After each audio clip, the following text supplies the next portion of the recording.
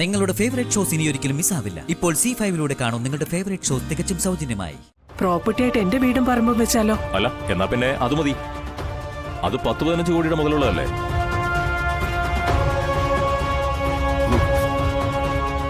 രോഹിത്തിന്റെ പേരിൽ തന്നെ കരാർ എടുക്കട്ടെ. ഉപേന്ദ്രൻ സൈലന്റ് പാർട്ണറായ മതി. ആയിക്കോട്ടെ. അതിന് മാത്രം ക്യാഷ് സംഭാവനയായിട്ടും അല്ലാതായിട്ടൊക്കെ ഞാൻ കൊടുത്തിട്ടുള്ളതാ.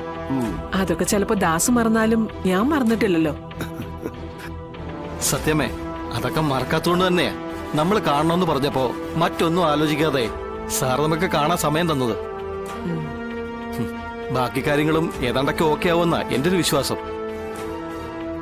ഞാനിതിൽ വെറും ഒരു പാർട്ണർ മാത്രമാണെന്നേ പറയാവൂ. അല്ലെങ്കിൽ തന്നെ അങ്ങനെ തന്നെയാണല്ലോ. അതെ, ഈ ബിസിനസിന്റെ നട്ടെല്ലെന്ന് പറയുന്നത് രോഹിത്തും ഏട്ടത്തെയുമാണെന്നുള്ളത് കൃത്യമായിട്ട് പറയണം. എന്നാലേ കാര്യങ്ങൾ നേരാവണ്ണം നടക്കൂ. എത്രയൊക്കെ വന്നാലും ഞാൻ ഔട്ട്സൈഡർ അല്ലേ. നിങ്ങളാണെങ്കിലോ അടുത്ത ആൾക്കാരും. ഉപേന്ദ്രൻ അന്ന് വന്ന് കാര്യങ്ങൾ പറയുമ്പോ ഇത്രയും വലിയൊരു ബിസിനസ് ആണ് നടക്കാൻ പോകുന്നത് ഞാൻ സ്വപ്നത്തിൽ പോലും കരുതിയില്ല. ഇതിപ്പോ സർക്കാരുമായി ചേർന്നൊരു നല്ല ബിസിനസ്. ആര് കേട്ടാലും കുറ്റം പറയാൻ പറ്റില്ല. സർക്കാരല്ലേ ഒപ്പം നിൽക്കുന്നത്.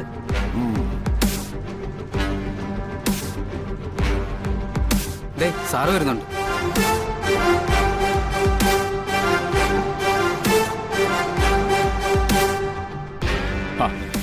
എന്താ സത്യമേ ഇത്?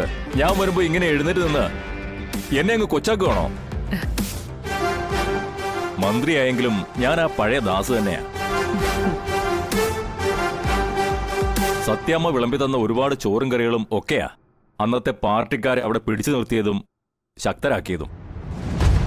അത് ഇനി നിങ്ങളൊക്കെ മറന്നാലും എനിക്കൊരിക്കലും മറക്കാനാവില്ല.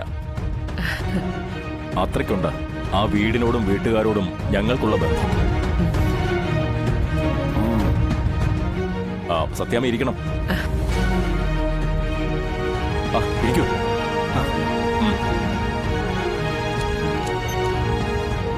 ഉപേന്ദ്രൻ വന്ന് ഇങ്ങനെ ഒരു ബിസിനസിന്റെ കാര്യം പറഞ്ഞപ്പോ ഞാൻ ആ സത്യാമ്മയുടെയും മകന്റെയും കാര്യം പറയുന്നത്.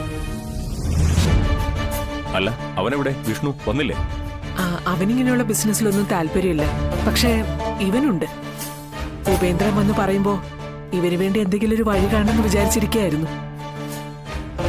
ഇതങ്ങനെ എന്തെങ്കിലും ഒരു വഴിയല്ല സത്യാമ്മേ. കോടികൾ മറിയുന്ന ബിസിനസ്സാ. ഗവൺമെന്റ് നിങ്ങൾക്ക് ഒരു 300 ഏക്കർ വനഭൂമി പതിച്ചു തരും. ഒരു കരാർ ഉണ്ടാക്കി നിശ്ചിത തുകയും അടച്ച്, അല്ലെങ്കിൽ അതിന് തുല്യമായത് എന്തെങ്കിലും ഈടും നൽകി കഴിഞ്ഞാൽ കാലാവധി കഴിയുന്നതുവരെ ഈ 300 ഏക്കറിനും ജന്മി നിങ്ങളാ. പിന്നെ അവിടെ എന്താ വേണ്ടത്? ഇഷ്ടം പോലെ മരങ്ങളല്ലേ നിൽക്കുന്നത്, വെട്ടിയെടുക്കാന്നേ. വെട്ടിയെടുക്കുമ്പോ ഈ ഉള്ളവനെയും ഇടയ്ക്കൊന്ന് ഓർത്താ മതി.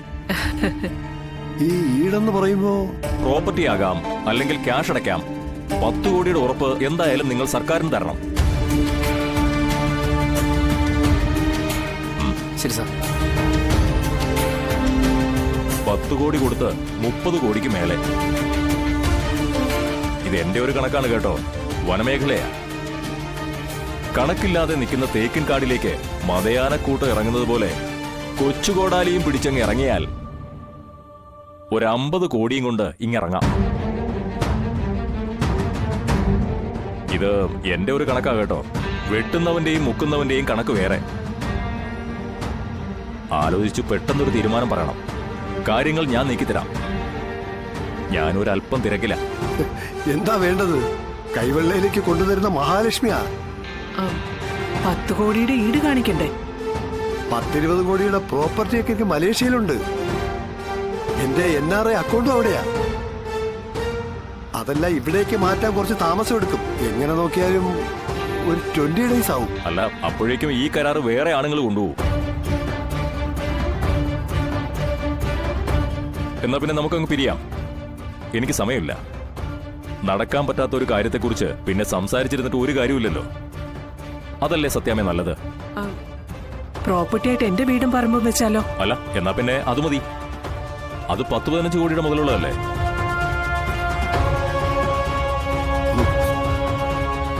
രോഹിത്തിന്റെ പേരിൽ തന്നെ കരാർ എടുക്കട്ടെ. ഉപേന്ദ്രൻ സൈലന്റ് പാർട്ണറായ മതി. ആയിക്കോട്ടെ, എനിക്ക് ഫർണിച്ചർ ബിസിനസ് ആണല്ലോ, എനിക്ക് തടി കിട്ടിയാൽ മതി. ബിസിനസ് ഒക്കെ രോഹിത് നോക്കി നടത്തിക്കോട്ടെ. എന്നാ പിന്നെ ഇനി വേറെ ഒരു ചർച്ചയില്ല. സത്യമ്മയുടെ നേതൃത്വത്തിൽ തന്നെ കാര്യങ്ങൾ നടക്കുന്നു. ദയവായിട്ട് ഷൺമുഖദാസിന്റെ മുന്നിൽ ഞങ്ങളെ എത്തിച്ചത്. അല്ലെങ്കിൽ സർക്കാരുമായി ചേർന്ന് ഇത്രയും വലിയൊരു ബിസിനസ് ഞങ്ങൾക്ക് നടത്താൻ പറ്റില്ലല്ലോ. ഇതൊക്കെ ഒരു നിമിത്തമാണ് സത്യാമ്മേ. പിന്നെ ഈ ഷൺമുഖൻ ചേർത്തുള്ള വിളിയൊന്നും വേണ്ട കേട്ടോ. ആ പഴയ ദാസ്, അതിനപ്പുറത്തേക്ക് നിങ്ങൾക്ക് മുന്നിൽ നിൽക്കാനുള്ള ഒരു യോഗ്യതയും എനിക്കില്ല. പിന്നെ ഈ മന്ത്രിപദം, അത് നിങ്ങളെപ്പോലുള്ള ആൾക്കാരുടെ സ്നേഹവും കാരുണ്യവും കൊണ്ട് കിട്ടിയതല്ലേ. എന്നാ പിന്നെ പറഞ്ഞതുപോലെ എനിക്കൊരു മീറ്റിംഗ് ഉണ്ട്. ബാക്കിയുള്ള കാര്യങ്ങളൊക്കെ നിങ്ങൾ ക്ലിയർ ആക്കുക. നമ്മളെ മറന്നാലും പറഞ്ഞ കാര്യങ്ങൾ മറക്കാതിരുന്നാ മതി. ഏത് അത് തന്നെ.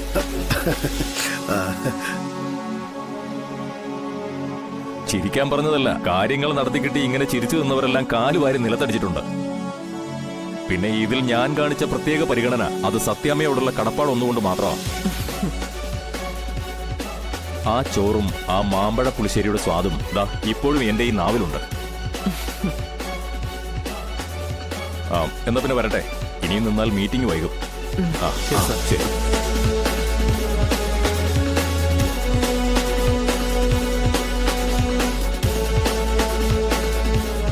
ഉപേന്ദ്ര, ഈ വിവരങ്ങളെല്ലാം നിങ്ങൾ വന്ന് രാഘവേട്ടനോടൊന്ന് സംസാരിക്കണം.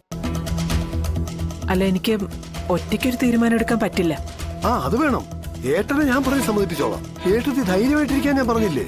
ഈ ബിസിനസ് ഈ രോഹിത്തിനെ കൊണ്ട് ഞാൻ ചെയ്യിക്കും.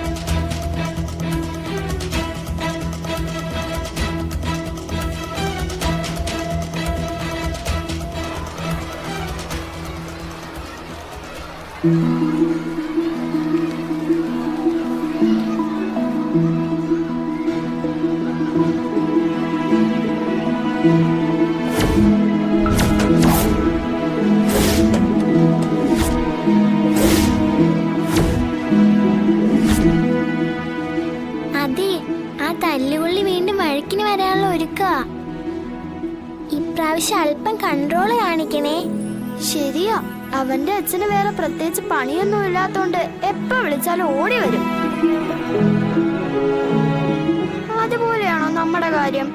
സത്യമ്മ വന്ന എനിക്ക് അടി ഉറപ്പാ. ശ്രദ്ധിക്കണ്ട, അവൻ എന്തെങ്കിലുമൊക്കെ പറഞ്ഞിട്ട് പോട്ടെ. ഡി സത്യ, ആ ബോളിങ് തന്നെ. നിനക്ക് വേണമെങ്കിൽ എടുത്തോണ്ട് പോടാ.